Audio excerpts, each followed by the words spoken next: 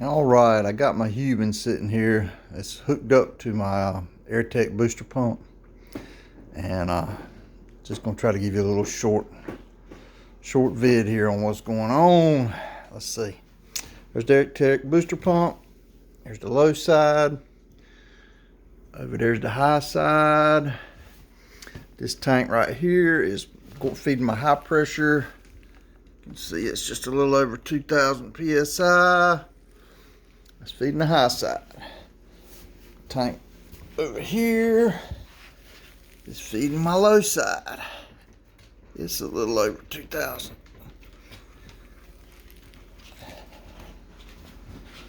All right. And this is how I normally do it. Showing 140-ish bar at the gun. So we hit this little pump here to my thumb's at, press it down, hold it till you hear it stop. And that's how you feel the gun. So I got it pressed, it stopped, I let go.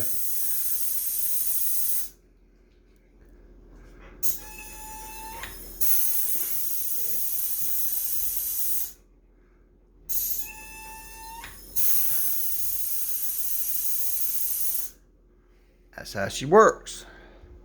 Working like a champ. Alright. Let me see if I can do this without messing anything up. Hope nothing happens bad on the low side. Alright. I am going to turn my air off on the low side. I'm going to bleed the low side. I hope. Yes. Now I'm unhooking it here at the regulator. Just hang this up here out of the way. Alright. I'm going to hook this daggone shop compressor up to it on the low side. Oh, it's so hard to do with one hand. Hang on. Sorry about that. I had to put the phone down to do it. I couldn't do it with one hand. It's kind of tough.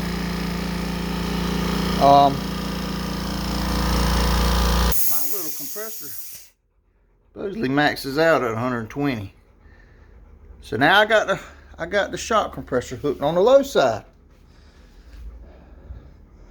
Go back to over here. We're what, 175-ish bar. Alright. Now we're using the shock compressor on the low side.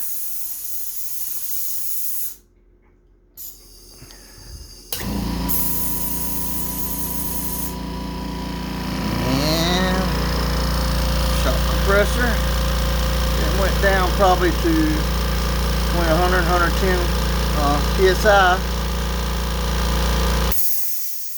Got back up to a little over 120. Let's see what we got.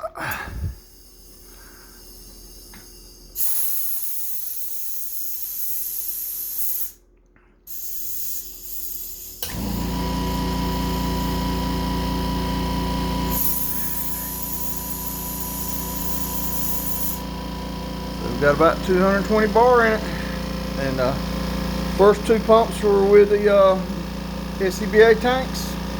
Last two pumps were with my shock compressor.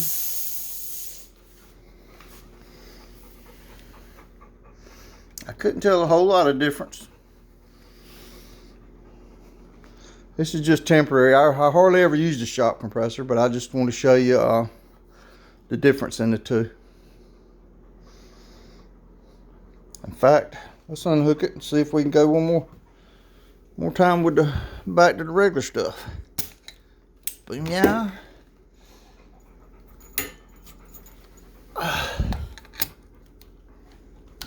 Hey, I got that one on one hand. How about that? Now we're hooked back up. Oh, turn the air on. Turn the air back on to the regulator. Hit my button.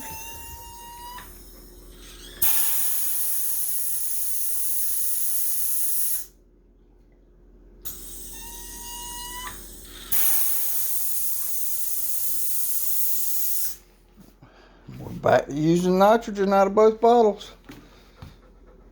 High side, this tank here. Low side, this tank here.